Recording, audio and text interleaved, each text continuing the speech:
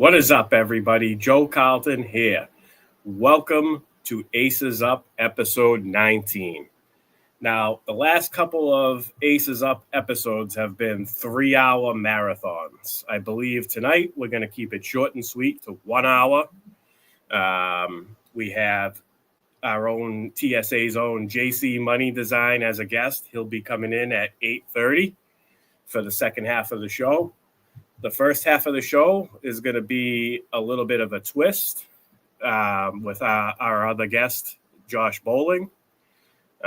So I hope you guys like it. With that being said, as always, grab yourself a cold beverage, get comfortable, and enjoy the show.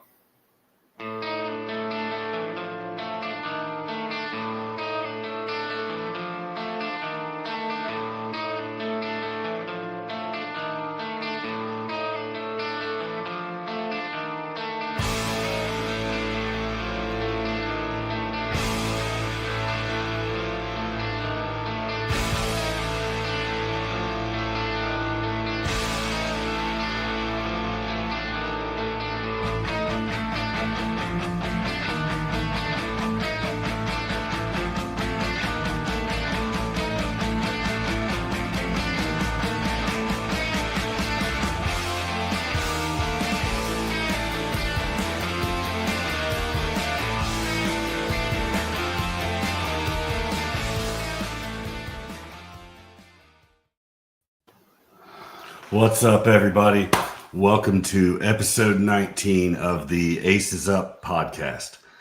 Tonight, we've reshuffled the deck, and we're going to put Joe Carlton in the hot seat and do his fantasy football background interview. So, what's up, Joe? Thanks for joining us. Appreciate it, Josh. So, Josh, when you mentioned this earlier today, I thought it was a great idea. I know I've been on College Show and I've talked about my background a little bit. I've been on other people's shows and talked about it. JC and I have done mock drafts where we've, had conversations about, when I started playing fantasy football and all that. But Aces Up, I haven't done it. So I thought it was a great idea. I'm glad you're up to do it. So why don't we get started? All right. So first off, Joe, what's your background? Tell people where you're from, a little bit about your family, and what are some of the things that you do outside of football, fantasy football, besides cage fighting? That must be. I'll get to the black eye story once again. I talked about it last night, but yeah, I'm from the Boston area. Married to my beautiful wife, Blakely. We're 11 years married. I have two beautiful children, Kennedy and Cash. My daughter's 10 and my son Cash is 6, about to be 7 in February. They're awesome. Fun ages right there. Yeah, love spending time with them. That's one of the few things I enjoy doing outside of fantasy football. I do have other hobbies. I play poker, supplement income, not professionally. I did when I was younger, when I was like 21, between the ages of 21 and 27. I would say I played enough poker to be considered professional. I still always had a day job. I've worked in retail. I was a night crew manager for a grocery store for close to 20 years. Then I moved into the vendor world and worked for Coca-Cola, and now with Pola. I actually might be going back to Coca-Cola. It might be a long-term move. So, I'm in the middle of that process now, doing the interviews and whatnot. But Dan says he leaves for one day and we get a new host. Did you tell him we were doing this? Or no? Actually, yeah. He knew. He was in the chat. Yeah. He was in the chat when we were talking about it. Yeah. So you played so much poker that you said it was semi-professional. Did you do any traveling with poker, or was it all local tournaments and that? Yep, I've played at the Borgata in Atlantic City. I've gone out to Vegas twice. I got the World Series of Poker shirt there. I won a seat on Poker Stars way back in the day.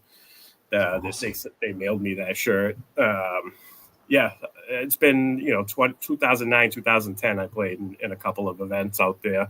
Didn't make any cashes. No really significant big cashes. I've got a couple of final tables at Foxwoods. I've won a bunch of new tournaments up in New Hampshire. New Hampshire has a poker room up in Seabrook and Manchester and back in the day. And they have casinos and poker rooms up there now. I don't have the time to commit to tournament play anymore because it's a whole day, and sometimes it's 2 days. Sometimes you gotta last the first day and then come back for the next day. It's just a big commitment. Starting a family, it's hard to play tournaments. So I got the casino right down. I get the casino right down the street, five minutes down the street. When I feel like I have time to play for a couple hours, I go and do my thing. It's a nice advantage. Before we used to have to go to Foxwoods, which is in Connecticut. That was we used to have to drive an hour and 45 minutes and stay the night. So being able to pick up when you want. If you're not feeling it, the game, you're just not in a good game. There's not good tables going on. You just go home, come back another day. It's so much more convenient, so much more easier to manage your bankroll. So yeah, it's poker's been good.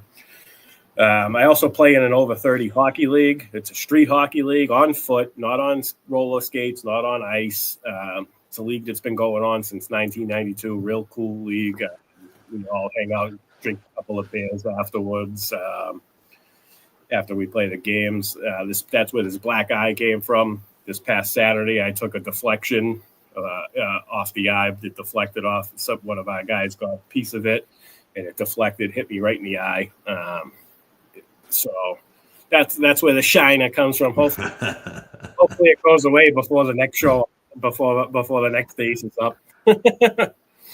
Cool thing about the hockey league that you was mentioning was you said you got some guys that are in their 50s and 60s that are out there roughing it up with you. Yeah, so you saw how I won the Defensive Player of the Week award. That's the Milac Amazon Defensive Player of the Week. You get a $10 Amazon gift card. They have an AARP award, and it goes to the best over 50 player each week. No kidding. Yeah. I don't know what I think it's a scratch ticket actually, but they just call it the AARP award. You get, I believe it's a $10 scratch ticket. That's funny. My wife says we have a wedding to go to this weekend. I hope it heals before Sunday. Nice. Josh's new setup, Mom. I'm in the office today. I'm in the office. They had to be quiet too long last night at the house, so I had to drive down the street to the office. But all right. So how long have you been playing fantasy football? I started playing fantasy football way back in 1997. I was a freshman in high school, only 14 years old. We were playing flag football, or tag football, two-hand touch football. We were doing like a 6-on-6 thing, and we all went back to my buddy's house after that for a barbecue. And that night, his older brother who ran the fantasy football league. He was a senior in our high school.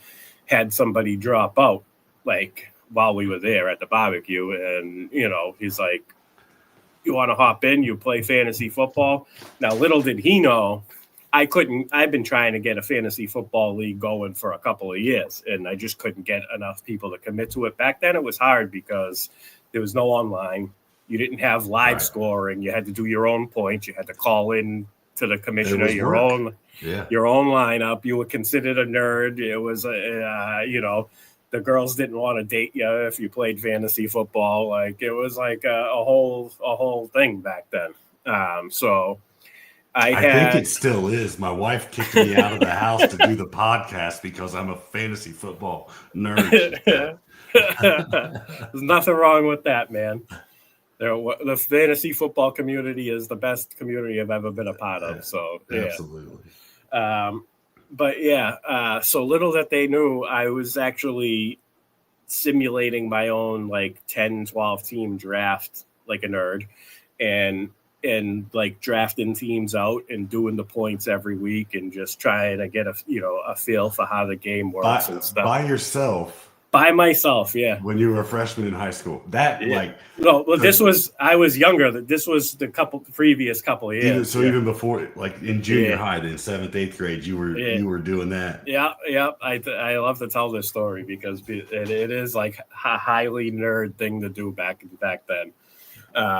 But yeah, and so I jumped in the league. I got the second pick. I took Barry Sanders. They all laughed at me, and I was like, "What are you laughing at me for?" And they were like, we only, this was only a touchdown. So it was a touchdown only league. You got 3 points if they got over 100 yards. And then they were like, Barry Sanders is coming off a 2,000 yard season. He's going to bust. And I'm like, all right, we'll see. He did end up busting. But that being said, my last 20th round pick, and I got laughed at for this one too, I drafted Randy Moss in his rookie year. And he's the one who carried my team. I made it to the finals, and I lost in the finals. So I was hooked, and I've been hooked ever since. You were hooked before that league. If you were doing full mock drafts by yourself, and then keeping the scores from the newspaper in the box score every week, that's next level. Man. Not only was I doing that, but I was also involved. I want to say it was 1995. I played under my mom let me play under her name. And it was the Sporting News salary cap game. And I had Bill Wasowski. This is how I knew Bill Wasowski. When I got to the NFFC, I was like, this is the guy.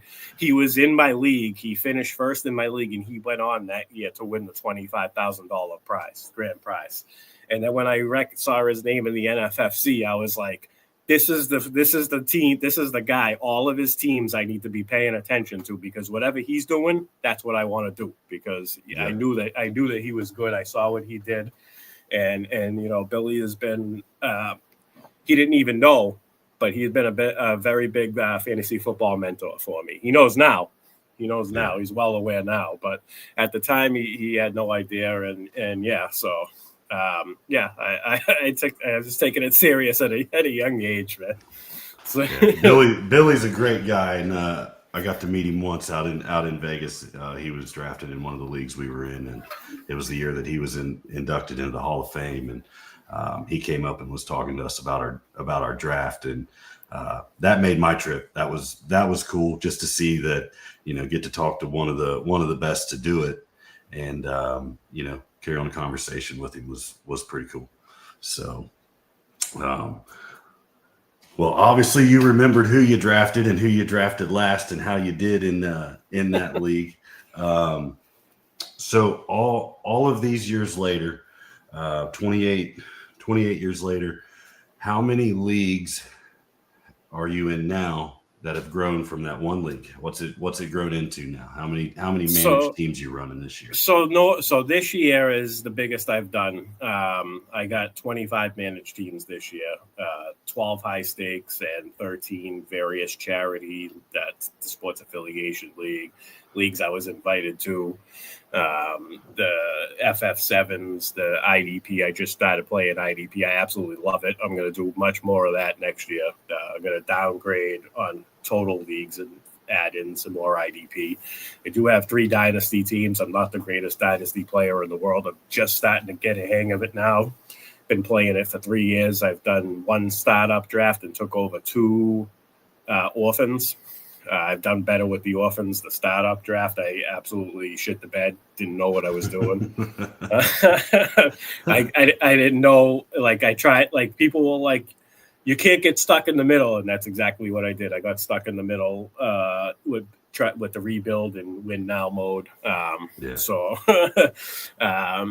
I thought when I came out of the draft, I was like, this team looks pretty good. And then as the season went on, I started realizing what I did for mistakes. So yeah, I do dynasty, a couple of dynasty leagues, mainly a redraft guy. That's my favorite style. But yeah, I'm initially, I was always just like 3 to 5 teams. Mm-hmm. 2018 when I started playing high stakes in like 2016, even like 2014, but then I skipped a couple of years. 2016, 2017, I kind of got my ass handed to me a little bit. Learned that the in-season management is very hard at that level. That's the difference between high stakes and regular home leagues is you're dealing with people that know how to manage their team. You're dealing with people that know how to bid on free agents. It's very easy to get outplayed throughout the season, even if you have a good draft. But in 2018, I managed to get a top 5 finish. I finished 4th in the RotoWire Online Challenge. That got me 12,500. And I still stayed. I should have expanded then, but I still stayed 3 to 5 teams. I was very efficient. I won a good chunk of the leagues that I played. I never jumped into the prime times or the bullets. I just stayed with the online challenges.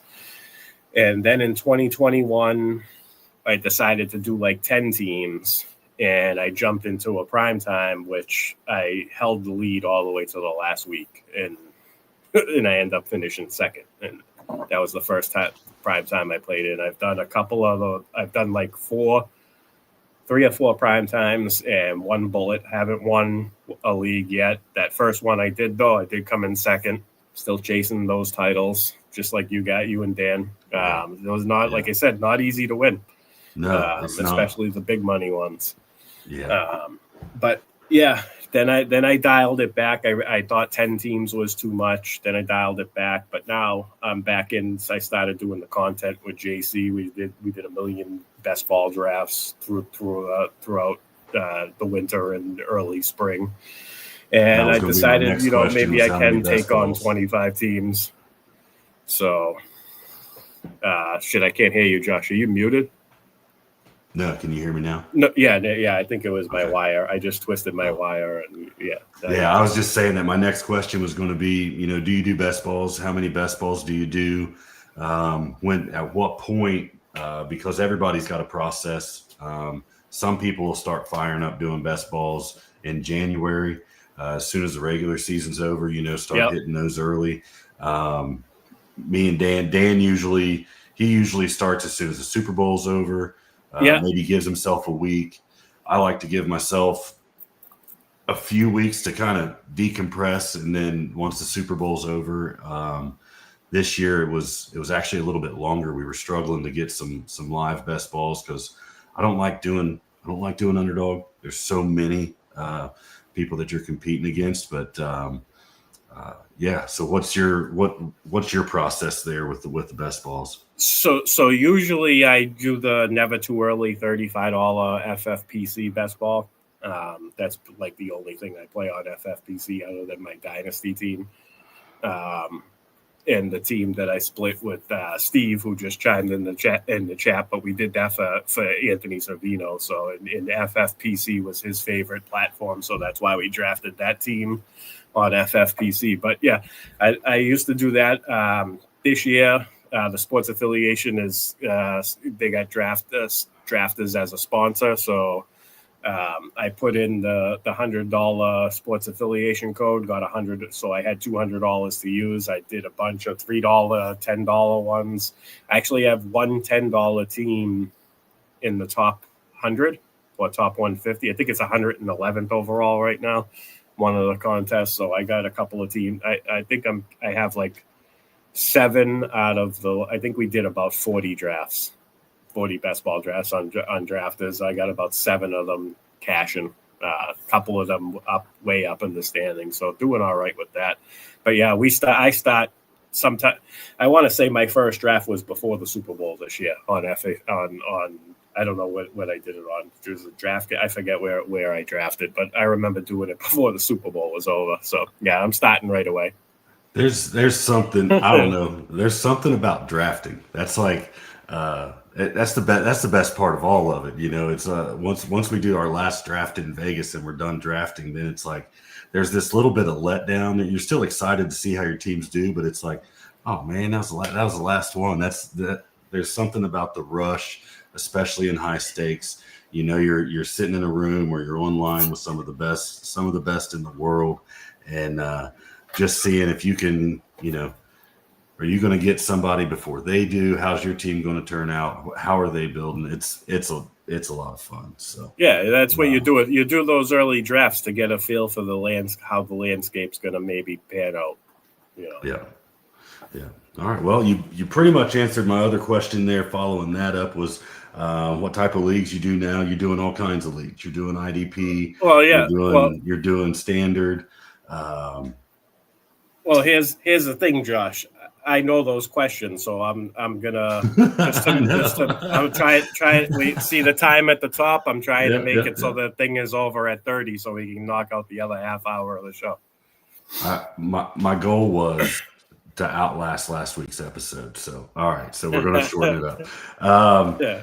All right, so tell us a little bit about your involvement with the Scott Fish Bowl and maybe a little bit about what Scott Fish Bowl is. Kind of a short background on that. Yeah, so the Scott Fish Bowl, for those who don't know, is the biggest charity fantasy football tournament there is. It's been going on for 15 years now, I believe, right? Scott Fish Bowl 15. I got involved in Scott Fish Bowl 13. I did the live draft in Boston all 3 years, 13, 14, and 15. Once the first one was at Fenway Park, just outside of Fenway Park in a bar. The second one was we had the gala event in the hotel ballroom with the open bar. That was a great time. This past year, we were at Gillette Stadium, just outside of Gillette Stadium at the Harp. You could see the tunnel that the players go onto the field from the outside deck. That was an awesome. It's a great event. Everybody shows up. There's no buy-in. You donate. You donate to charity. You got to get invited by Scott to get in. That email is one of the best field. It's such a great thing. And for some reason, all 3 times that I got that email, I was having a pretty shitty day. And then when you see that, when you look at it and you see that, hey Joe, this is Scott. I'm inviting you to it just puts a smile on your face and ends your shitty day. So it's a great thing. You know, they do like silent auctions, silent bids for sports memorabilia. There's raffles that you win all kinds of prizes, tickets to the Red Sox game, Celtics game, Bruins games. There's autographed jerseys, all kinds of stuff to raise money. I know this year we raised $10,000 at the live event.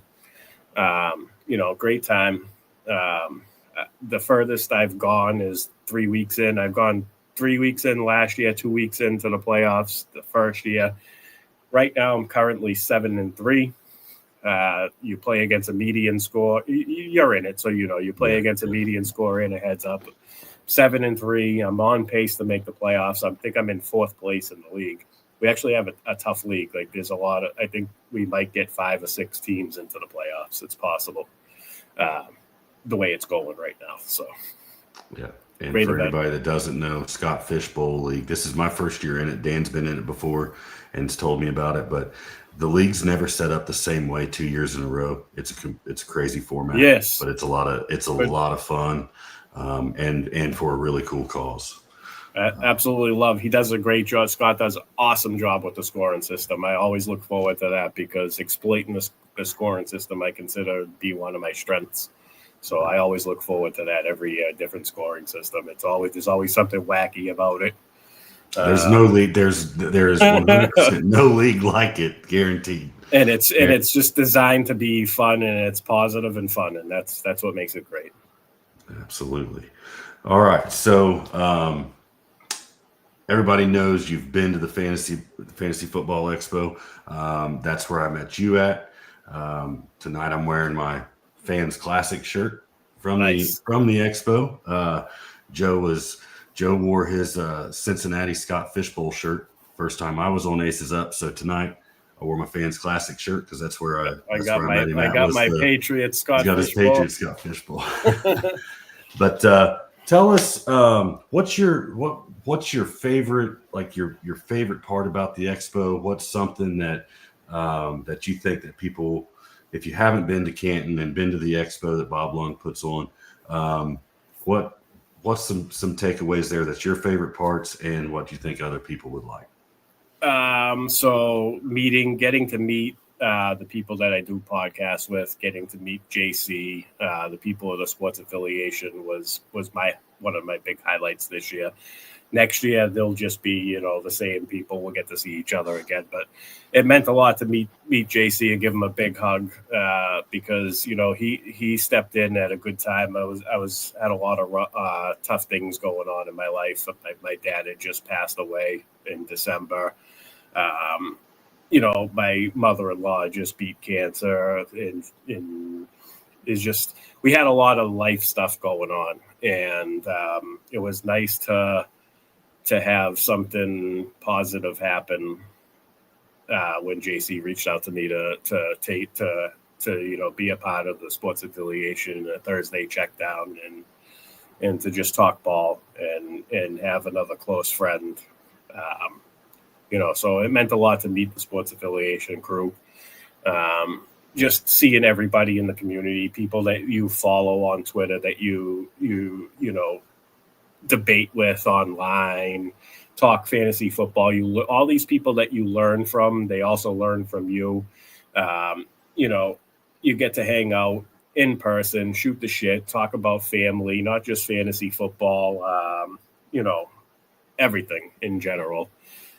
Everybody's like-minded. Everybody's great. Great community. Everybody's positive. No one tries to, be an asshole to you or anything like that. Everybody's approachable, no matter how big or small they are in this industry. Everyone's, you come up, you talk to them about anything. Nobody's even if they're in a conversation with somebody and you interrupt them, then they're not offended at all. Yeah. So, it's just a great place to hang out if you love football and fantasy football or just football in general. That's awesome. That's basically it. That's awesome. That's, fantasy football is just that. It's fun. And that's one of the biggest takeaways that I've really gotten from it the last 6 or 7 years. Going through things in our lives too, is fantasy football is the one thing that just kind of takes your mind off stuff. And whether you're doing high stakes or you're doing a free league or a $5 league or whatever, like, don't take it too serious. You wait all year for it. Have fun with it, and that's awesome that JC and sports affiliation was there for you like that. Speaking of that, so how did you get involved with the sports affiliation? So I went on the Thursday check down as a Joe. Greg Kellogg and Tip Major last year, they were hosting a show, Thursday check down, Pros and Joes. They had you come on. You had to pick a stud to sit and a sleeper to start. You had to pick a sleeper outside of the top 24 at their position and a stud inside of the top 24 to sit. I did one show, and JC and Diggy both reached out to me. They said that I was very knowledgeable. I told them, I thought I sucked because I kind of winged it. I didn't have notes prepared. I did a little prep, but I put it all in my head. I thought it was going to be easy, and it wasn't. And I talked like I was a hockey player in the middle of the period getting an interview, with the So I told them that I was, eager to get back out there, and I know that I could do better. Trial and error has always been a thing that's been kind to me. So the more I do something, the more I get comfortable with something, I get good at it. A couple of months went by, not even a couple of months. I think it was like a month, maybe like 4 or 5 weeks went by. And that's when they reached out to me to hop on as a guest every week because Greg was taking time off. Greg Kellogg wanted me and Rick to go on more, get more comfortable, to learn the format of the show. And that's basically how I got started with the sports affiliation. And eventually Greg took a few months off. He was going to the Philippines for a long vacation. Tip, moved on to football guys. He still does stuff with us now, but he got, a dream gig with football guys. So he was no longer doing the Thursday check down. So me and Rick stepped in, and, the rest is history, I guess. Yeah. Now on Mondays, there's the Monday reaction, the Joe Carlton show. You tune in on Monday nights, 1 hour before Monday Night Football. Next Monday, there's 2 games. So we'll be 6 o'clock Eastern time next Monday. Cheap plug. All right, so I gotta say, Josh, you're a fucking natural at this. So, you're like way ahead of them, way ahead of where I was. But go ahead. All right, so we see your pennant behind you. We know your favorite team is the Patriots. How and why did they become your favorite team? Well, real simple. I grew up in Boston area, New England Patriots. I mean, we had a shitty team, real shitty team when I started rooting for them. I went to one game in the old stadium in 1992, I want to say it was. Buddy of mine, his uncle took us to the game. It was freezing. We sat way up in the bleachers. The Patriots ended up going 1-15 that year. And the game that we went to, they won. They were playing the Indianapolis Colts when the Indianapolis Colts was in our division. And the final score of the game was 3-0. And the Indianapolis Colts were also 1-15 that year, and their only win came against us. So, yeah. And so, So the Patriots really won because they got the better draft pick. Then we got Bill Parcells as a coach and Drew Bledsoe, and the team got a little bit better, and that's really when I got hooked. We had Curtis Martin, and then obviously we got the GOAT, Tom Brady, and we rattled off a bunch of Super Bowls. I talk about this with my wife all the time. I remember when we used to watch the Patriots games, and then I'd put another game on, and you just couldn't get into it. Because the other teams would just were making mistakes, like whether it's coaching mistakes, fumbling the ball. It was like you almost couldn't watch another game because we were spoiled with what we got to see with the dynasty of the New England Patriots. So it's kind of cool that it's a different era now. I love Drake May. I'm looking forward to seeing what the kid can do. I'm not going to spend too much time on this because we're already at the 33-minute mark. Everybody knows my love for the Patriots. Everybody knows I called that. I didn't have the balls to pick them, but I had a feeling they were going to beat Buffalo the other night, and they did. They looked great. I'm begging for AJ Brown to have another shitty, upsetting game, and maybe the Patriots can go out and get it. I would absolutely love to see AJ Brown and Stephon Diggs on the same field at the same time with Drake May at corner. I think Buffalo would be in trouble. All right, real quick, give us. We're gonna put you on the hot seat for real and put you on record here. What's the Patriots' record at the end of the season this year? I mean, they just beat the Bills. This is the big thing. So I'm gonna say 10-7. All right, 10-7. Where do they finish at in the NFC, in the AFC East? They finish in 1. They finish in 2. They probably finish 2. I do think they make the playoffs. I'm not going to write Buffalo off yet. They beat the shit out of every other team. So, yeah, I think they finish second place in the AFC East, and they squeak in the playoffs as a wild card. All right, I've got one question for you that's not in the normal questions. What's your Sunday look like, Joe, when you're watching football as both a podcaster that's watching for your content and your shows, and then as a high stakes fantasy football player, you're sitting down on Sunday. How do you watch the games? Do you go back and rewatch all of the games? What's your Sunday process look like? So I'll have Red Zone on. I'll have the Patriots on if they're on. I'll flip back and forth. I'll make notes. I do have a little notebook that I write notes in. If JC has a watch party at any point, I usually hop on those with him. But I think we've only done one or two of those so far this year.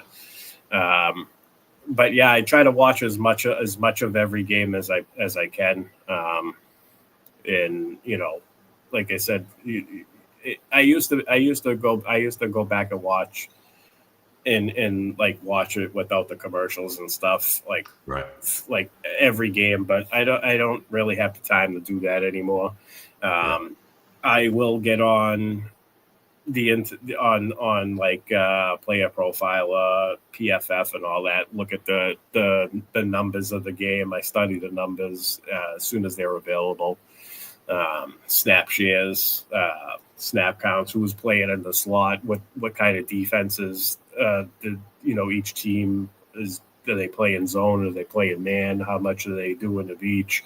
I try to be able to identify game plans and game scripts for the future matchup. So then I'll look at the following week and I'll see who's playing who. And I'll be like, I think that this, they could be trending to play this way, and it helps with your lineup decisions as far as fantasy football goes. If there's a tiebreaker between a couple of guys, it's not just a matchup; it's what favors the player more about the matchup. Is it going to be a man-to-man game? Like, some players thrive against man-to-man coverage, and then they're not necessarily part of the game plan as much when it's zone. So just little things like that that I look at. I will make notes of anybody that's getting increased snaps, for the waiver wire, possible waiver wire ads and stuff like that. Cool. All right. Well, Joe, thanks for being a great guest on your show. Thanks for bringing me on. You're awesome. And we're going to hand the mic back to you and let you host the rest of the show. All right. So we're going to bring on JC Money Design. He's been waiting patiently. Here we are. JC, how's it going, man? Uh-oh. I can't hear you. You're on mute.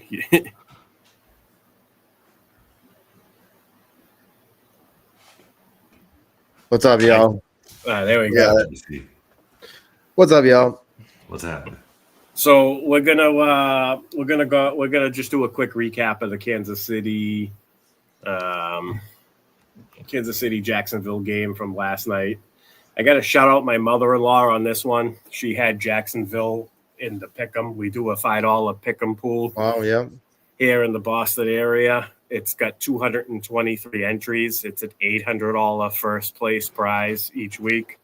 She had 9 wins coming into tonight, tied with one other person who had 9 wins. That other person the other person had 10 wins in the Chiefs. She had 9 wins in the Jaguars. There we go. It came down to, because the Jaguars won, it came down to the points tiebreaker. The other person had 46 and she had 58, 1 point off, and she scooped the $800. And I got to give her flowers. Very nice. She won one before I did. I mean, you guys know I suck at picking the games anyway. I'm just slightly above average when it comes to that. About having fun, anyways. Yeah, in our picking, it is for sure. The NFL is so hard to predict, man. So, but yeah. It's been crazy. Deb is no slouch. She is no. She knows. Doesn't. If I start talking to her about fantasy football, she's like, "That's enough." But the pick'em she's pretty good at. Yeah. So yeah, Jacksonville won last night. A couple of things I was looking forward to seeing was if Brashad Smith got more involved. He had the same amount of involvement, but he did look really good. He had 3 catches on 3 targets for 32 yards. 130. I mean, if you're in return leagues, 130 return yards. So, I mean, that's pretty damn good. Yeah, he He was on the field for 4 passing downs. He was targeted 3 times. He had 1 snap in the slot. I think they need to start using him more. Kareem Hunt and Isaiah Pacheco kind of split.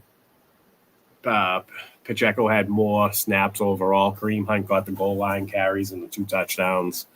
The other thing I was looking at was, when is Brian Thomas going to show up? He did look a little bit better. He did have 4 catches for 80 yards. He led the team in targets with 6. That's really what I mean, Travis Hunter looked pretty good for when he was on the field on offense. He's still not playing more than 50% snap share, but Bretton Strange picking up an injury, maybe both of those guys get more involved going forward. Well, I mean, I was kind of rewatching the game here a little bit. I got the condensed game on, and I'm going back and watching it again. But, I mean, Trevor Lawrence definitely looks for Brian Thomas, and Brian Thomas definitely made some crazy plays. We were talking about it beforehand. We were talking about it, and you're like, kind of like, no, I think, because I said, what's Brian Thomas been doing? Maybe I just missed the plays where he was involved, but rewatching it, man, yeah, he's been doing a lot of blocking, getting very involved with being a receiver too. The plays he's making catches are big plays, and in like big areas where they or and when they really need it to happen, 2nd and 15 or 3rd and 15, he comes up big with a 20-yard catch. That's when you need your veteran to step in and make these big plays. And he's only a 2nd-year guy, but he is like the veteran on the team now as a receiver. Josh, what would you get out of last night's game? I know you said you fell asleep. I did too. And it's funny. I woke up at the end as well. I dozed off there in the second half, but and was shocked to see Jacksonville in the position they were in. And then when I saw the replay of Trevor Lawrence's touchdown there at the end, that was crazy to say the least. But I guess the things that I would be looking for would be the same things I was watching. I was watching Brashard Smith, because on the show last night you were talking about Brashard Smith and watching, and then me and Dan, we went with Brian Thomas in a league, and we're really waiting on him to show up and show out. So hopefully last night was a sign of things to come. With Brenton Strange going down, he was getting a lot of targets, and now that he's not going to be in the lineup for 4 to 6 weeks, something like that, they said he's on IR. So be interested to see, does Brian Thomas step up? Is he going to get back to 8-9 targets a game or more? Does Travis Hunter step up, or who wins the battle at tight end? Is there another tight end there that they've got confidence in, that can just step right into Strange's role and fill that void? They also got, they have Johnny Munt and De'Ami Brown's there too. So they got, there's people that are there that can fill in. Parker Washington. I don't know. I think we're going to see a little bit more of Travis Hunter. I mean, he did get out there. He made 2 tackles on defense. He had a lot of contested catches where he batted down. He played really well on both sides of the ball. So I like that they're trusting him now with, the 50-50 split, where he's getting, way more opportunities to be on the field. He's good, man. He's a very good player. It's interesting though, to see Trevor Lawrence would have had 3 touchdowns last night, rushing touchdowns last night, but he had that one in the beginning of the game where he dove in. They did a little tush push and he dove in, and the ball got swatted and it got intercepted right on the goal line. So Trevor Lawrence could have an even bigger game than he did last night. Yep. Yeah. So I'm going to remain optimistic about Brian Thomas. I know that Liam Cohen is a highly intelligent football mind. I feel like he's trying to thread the needle. And what I mean by that is they're 4-1, and they haven't really had to rely on Brian Thomas. So I'm thinking that he's going to thread that needle until defenses figure out how to stop what he's currently doing. And then when that happens, I expect them to lean on Brian Thomas a little bit more. I expect Travis Hunter to get more involved. I think Parker Washington is going to fill I agree with Dan. He's going to fill in the Brenton Strange void. He's an underneath type of wide receiver.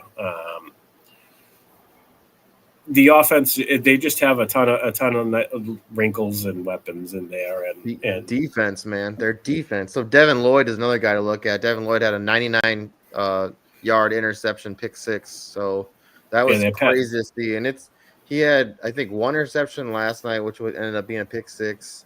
And then the night before, he had 2 interceptions, and I think he had 8 tackles.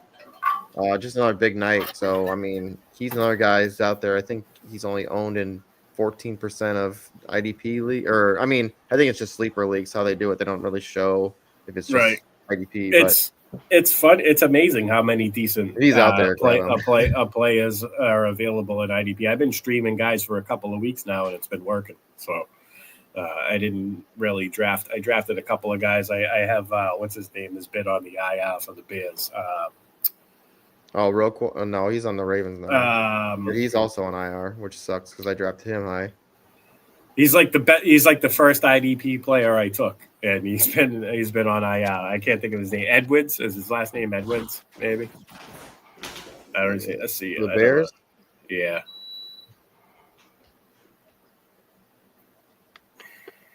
He's on your team. Yeah, he's on my team. I should bring it up. Where? He's on the IR. I got him on IR. No. What league are you in? The FF7s. I'll look that up. I can't think of the guy's name off. Roquan. It used to be Roquan Smith, and then it's not the Ravens. No, it's not him. Whatever, doesn't matter. But yeah, so that's how I feel about that. About the Jacksonville offense. I'm still. I mean, you wasted a first round pick on Brian Thomas Jr. You shouldn't be benching him. I think you got to roll at the punches and eventually. I think it's not like he's been doing terrible. He just hasn't been. He just hasn't been giving you what you drafted. Right. He hasn't found the end zone yet. I think eventually he found. I think it's going to be like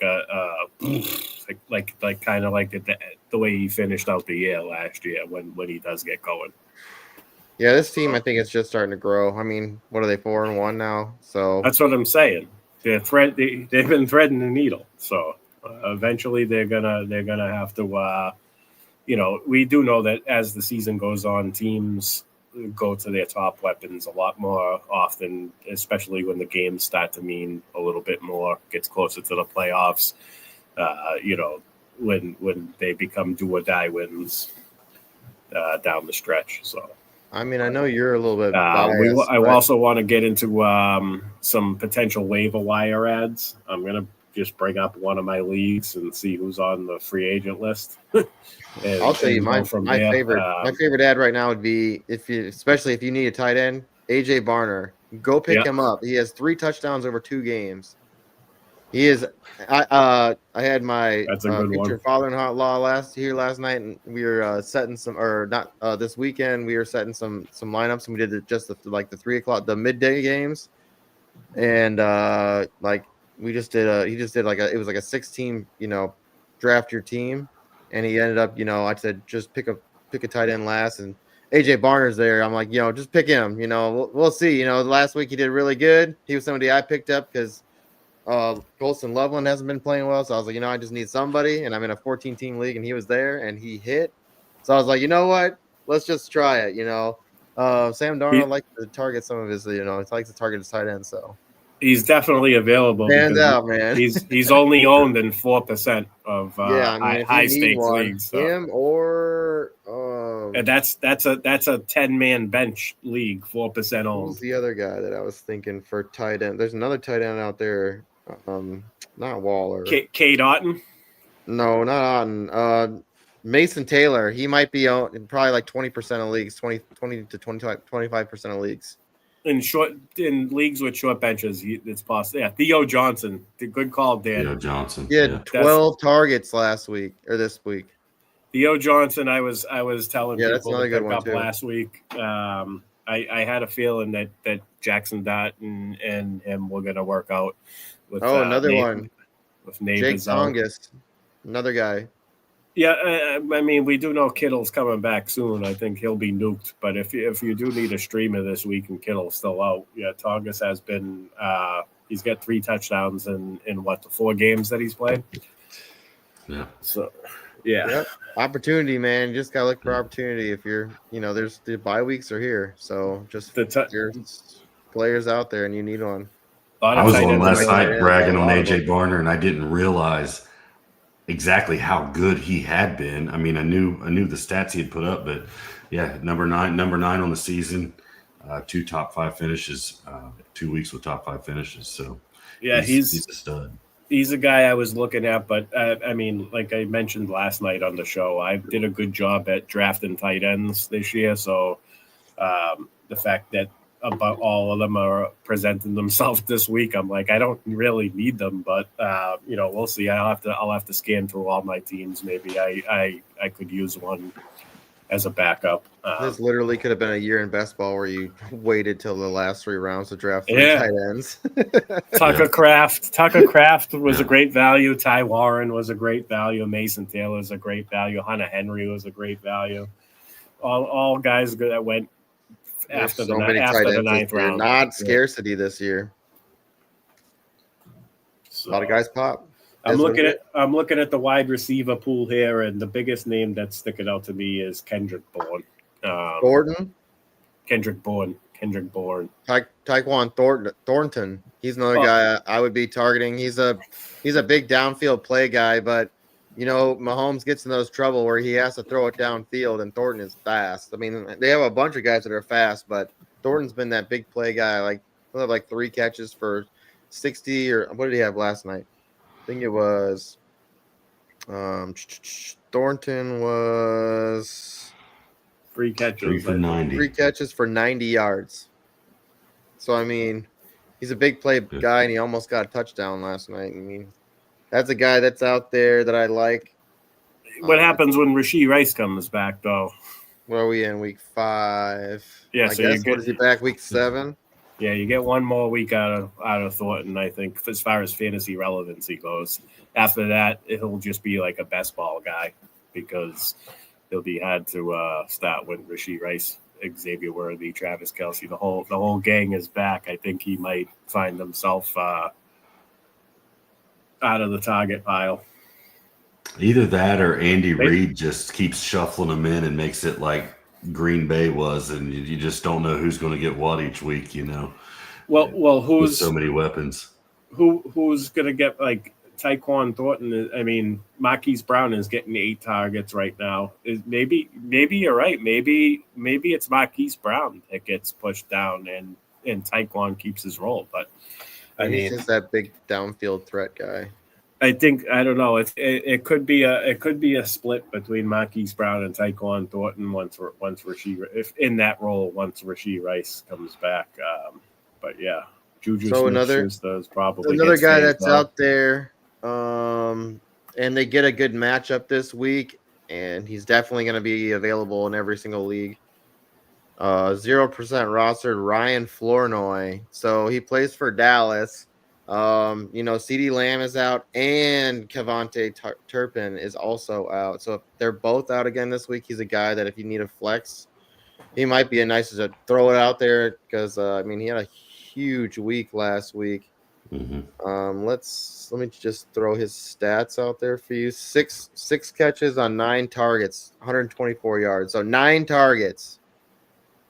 I like to see that. Opportunity is everything. So it's Dallas. You don't know who's going to get the ball, I guess, week to week. We do know who's going to get the ball, tight end, because he's been rushing it this year, man. Ferguson, what is he, the number 1 tight end right now? He is the tight end 1, yes.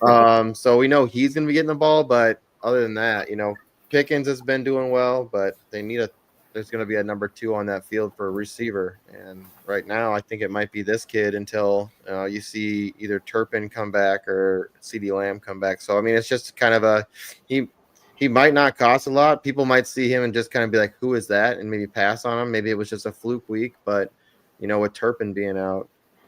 I don't know. Was it really a fluke week, or is it just opportunities were there and he stepped up and took advantage of the opportunity? I think Sauce was on Pickens, if I'm not mistaken, Sauce Gardner. So I don't know if that had something to do with it, but Flournoy definitely took advantage of his opportunity. I think built some trust. I'm with you, JC. He's going to get They more get targets Carolina this week. Yeah. So I mean, why not? I mean, and their defense, the Dallas defense stinks. And even though Carolina, and it's Rico Dowdle revenge week, it could be a shootout. So, or at least a somewhat high scoring game. Yeah, I definitely think you could, if you have like Nico Collins on a bye and your wide receiver room isn't that deep, or Justin Jefferson. I believe Minnesota and Houston are the only two teams on bye this week, right? I can double check. Minnesota is for sure on bye. I think that's it. I think it's only two teams. So yeah. If like Ted McMillan is going to hit a boom week, this is his week to do it. Yeah, you're right. Yeah. And like I mentioned earlier, Kendrick Bourne is another name that sticks out to me. He had 10 receptions on 11 targets for 142 receiving yards. He did not get in the end zone, but that's still good for 24 PPR points. We don't know for sure if Kittle's going to play this week. Juwan Jennings has been out. Brandon Ayuk's not ready to come back. Ricky Pearsall still hurt. So Kendrick Bourne, chemistry with Mac Jones, going back to the New England days. I believe I don't think did he have 1,000-yard season with the Patriots? I can't remember. If not, it was close. He probably had it was probably like around 900 receiving yards when Mac Jones was our quarterback. But he did have a couple of big games where he had multiple touchdowns. So yeah, as long as Mac Jones is the quarterback, I'm in on Kendrick Bourne as a flex. I mean, what you guys thought? Yeah, I mean, why not? I mean, it just depends on. I mean, who do they play this week? They get Tampa Bay. What are your thoughts on that?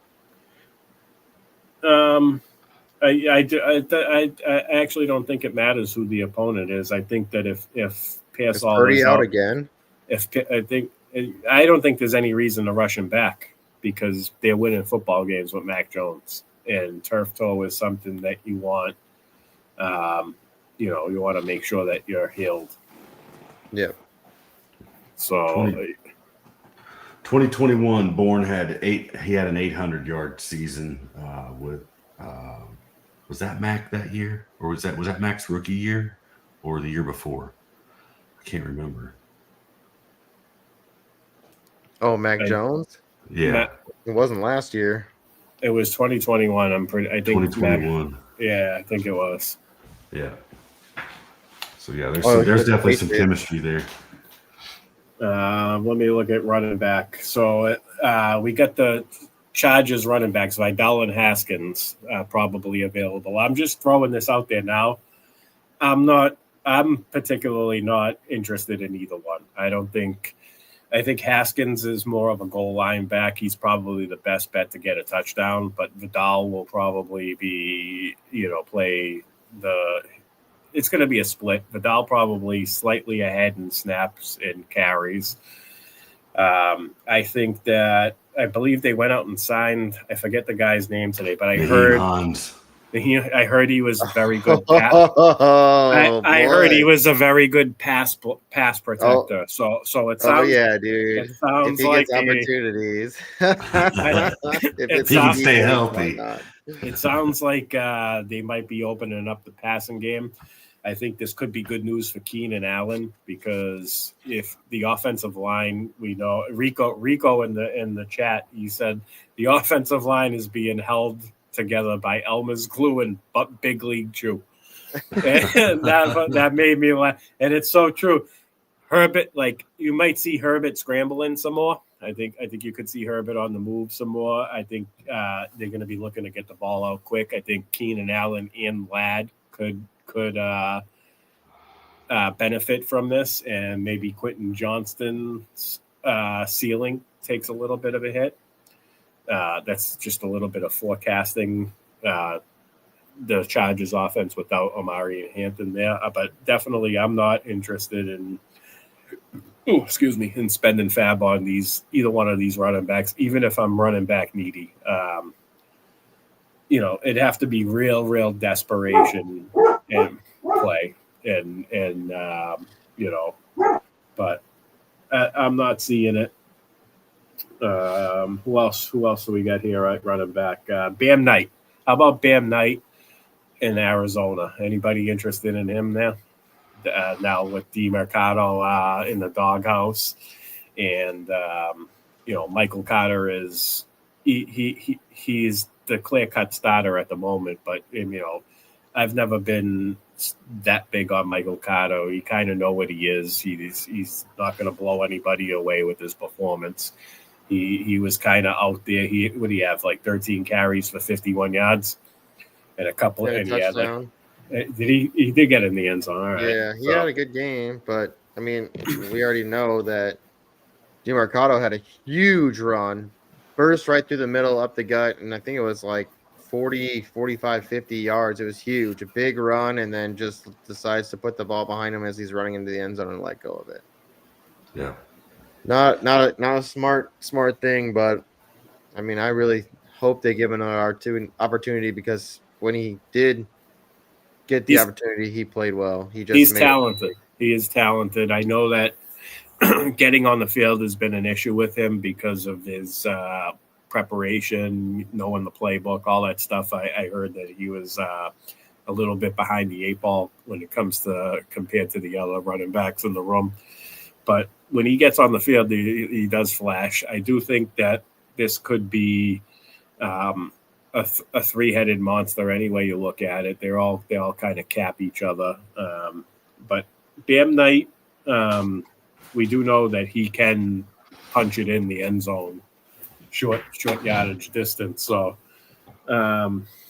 he might be worth a speculative ad if you're in a deep league. Don't spend too much fab on him, but something to if you're running back needy and you need the depth, or if you have Michael Carter and you picked up Michael Carter and DeMercado or one or the other, just to add a little bit of insurance, just to see what happens for a week or two. But that's really all I'm seeing here at running back. Quarterback, Rashard Smith. I mean, we mentioned him in a little bit, but Rashard Smith, somebody. I mean, I think I'm going to start keeping him on my radar, because he is getting opportunities. If one of those guys goes down, he does look good. And if you are in a league that has return yards, I mean, he's getting opportunities other than being a returner, so you're going to get bonus points for that. So I'm gonna say he's rostered in a lot of leagues, though. He's probably not a. I don't know if it's that many. I think it's like if you find him out there, snatch him up. Yeah, definitely, because he's attached to that offense, and all he needs is some more. 16% on what? Sleeper. Really? 16.5% roster. I guess he's worth the mention then. And how do we feel about Joe Flacco to the Bengals? I want to go to Josh first on this one. He's the Bengals fan. Well, I think Joe Flacco gets his Social Security check the same day my dad does. He is up. I mean, I don't know if they're saying they're going to start him this Sunday. I feel like that's a mistake. We can't. The Bengals offensive line can't protect the quarterback, and so we're going to bring Flacco in. We're going to put him in there and really risk him getting hurt. I mean, he's. I don't think his scrambling ability is any better than Jake Browning's. I mean, but I would like it if they would at least wait a week, sacrifice Jake Browning, throw him to the wolves this week. We can handle it for one more week, and then maybe Flacco can give the receivers and Chase Brown some fantasy relevance. I do know that I think the running backs average like 8.5 targets a game when Flacco's quarterback. So is this maybe some Chase Brown upside finally? I don't know. I don't know. I about fell over today when that came through. I was talking with the CFO of my company, and we were sitting there talking, and I'm like, yeah, he was saying I'd like to see the Bengals get Russell Wilson, and I was like, absolutely not. If we're going to get anybody, we need to get Jameis Winston, but we don't do that. And my phone went off, and I looked down, and I'm like, you got to be kidding! This guy's not even in the conversation. But I don't know. Everything else I've said about the Bengals has been wrong this year, so maybe it's Flacco and the Bengals to the Super Bowl. I don't. To the Super Bowl, holy shit! Way. All the way, whatever. I'm going to go buy my Lions jersey and just ride with them the rest. I think Chase Brown is going to be involved in the passing game more. I think he gets a dumped down city. I think his value finally goes up a little bit. He might get us to that 12 to 15 point range. Finally, I know we expected 18 to 20. So, yeah. But I'll take 12 at this point. We'll take 12 to 15 if you guys can, if Flacco can make it happen. And another guy I want to mention, if he's available in your league now, he's not. It depends. He might eventually become available. Sometimes guys will cut a quarterback because they need to make room for somebody else. But Sam Darnold, if he's available, you need to go pick him up. I just, in one of our leagues, I just pulled up here to see free agents, and Sam Darnold's sitting there, and I don't understand why he's not rostered. 36.5%. He has to be worthy. It's because he's inconsistent. It's up, down, up, down, up, down. But you're basically trying to find him as somebody you could stream. So if you're in a league where, I guess if you have two quarterbacks, which he won't be available then, but if it's in one quarterback and maybe a couple people hold on to quarterbacks, then maybe it's somebody out there you can keep on your bench for His week one was in NFFC. Week one was 8, and then after that, he's been 22, 22, 20, and then 40 last week. 40's an outlier, 9's an outlier, but he's consistently putting up a 20, and that's just got to be worth a bench spot at least. Somebody crappy. He's got a decent upcoming schedule too. He's got Jacksonville. Jacksonville's a little tough. Houston's tough too. Yeah. And then a bye week. And then Washington, Arizona. Yeah. He is. Just leave him there on free agent. No, if your quarterback needy, if you lost Burrow and you've been streaming quarterbacks, he's somebody you want to keep an eye on. Somebody you might want to scoop up and make room for on your roster. That's basically it. We do have one question in the chat. We'll get to it. I don't know if you guys completely understand what he's asking here. It says Sutton, Myers, Keenan, Swift for his flex. So we have to pick one of those, or we. Like, I'm not understanding that part. And should you pick up Pitts or Taylor or Haskins and Vidal? So we talked about it earlier. I would leave Haskins and Vidal on the free agent list. Oh, he's talking about Mason Taylor. So should you pick up Pitts or Mason Taylor? Yeah, I would go with Mason Taylor. And Pitts has looked good, but Mason Taylor played. He played 51 snaps this past week. He ran a route on 49 of them, and his target share, he's at a 27% target share 2 weeks ago, 28% target share this week. He's the clear number 2 option in his offense. He's running almost 100. His route participation percent is almost 100%. You want over 80% from your tight end route participation, and you want him to be the second target on your team, or you want a better than 18% target share. He checks all those boxes. Kyle Pitts doesn't. He's not the number 2 option in his team. It's kind of flip flops back and forth based on Moody's health. And then you also have Bijan in the picture. Bijan is the centerpiece of that offense. Drake London is the clear-cut target cheerleader. So Pitts comes with a little more inconsistency. I feel like he's more. You want my opinion?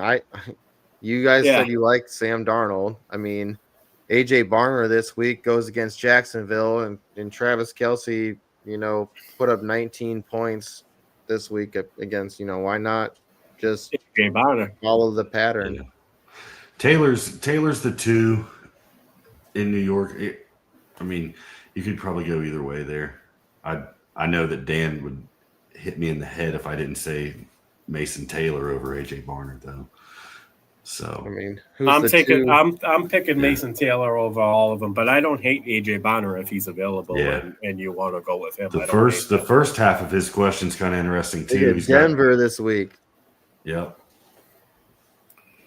Is he asking us to pick one? Pick one of those 4 for the pick flex. up. Yeah, who would you pick up?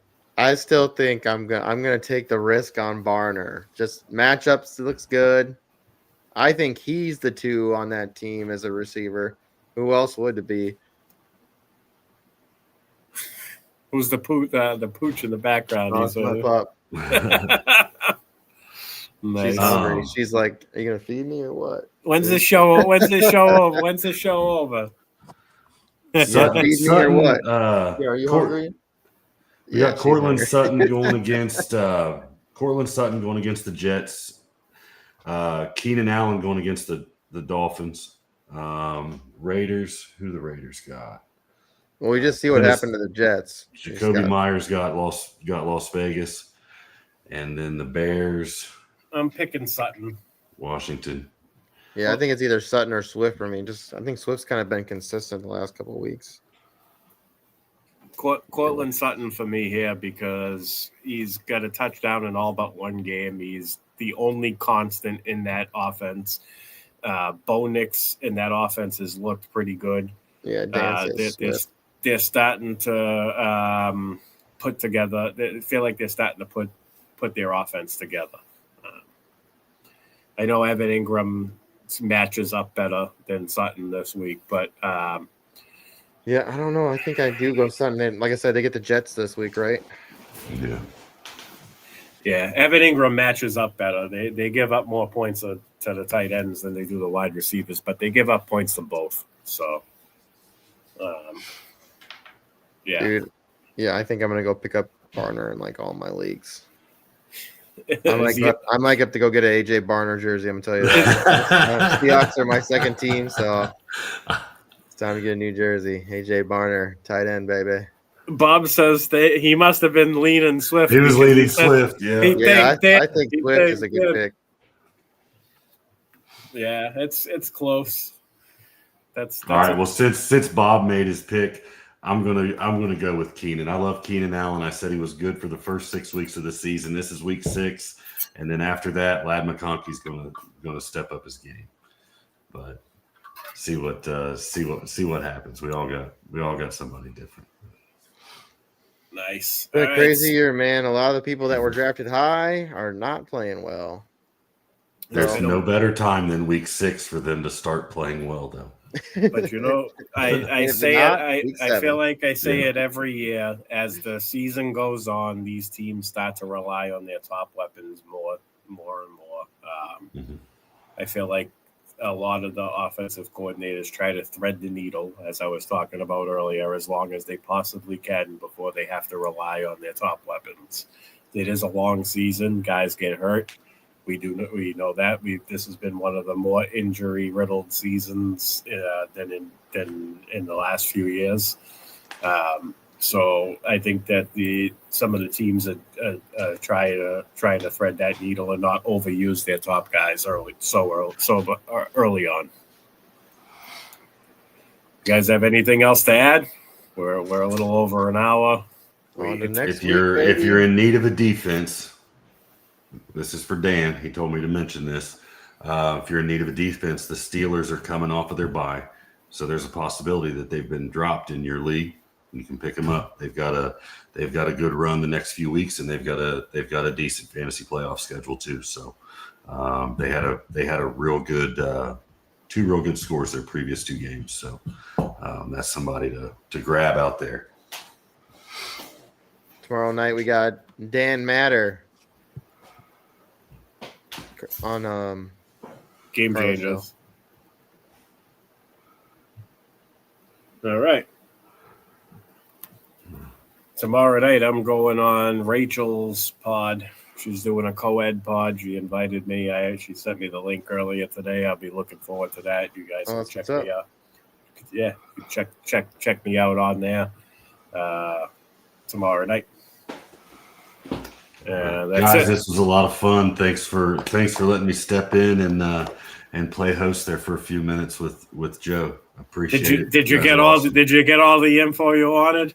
I got all the info I wanted. I got some notes here. Some tricks. So I just want to know if they caught that gorilla. That's right. I want to know, Joe. I want to know if they caught that gorilla. That son of a bitch. No, like I said, man, I could use a good punch in the face, but that's not what happened. Hey, at least a really good play came out of it. That's all that matters. It fired me up, man. It did. It got the adrenaline going. But yeah. All right. Well, we're gonna get out of here. Josh, thank you. JC, thank you for filling it. Thanks for coming in tonight and joining us. And we'll check you all later.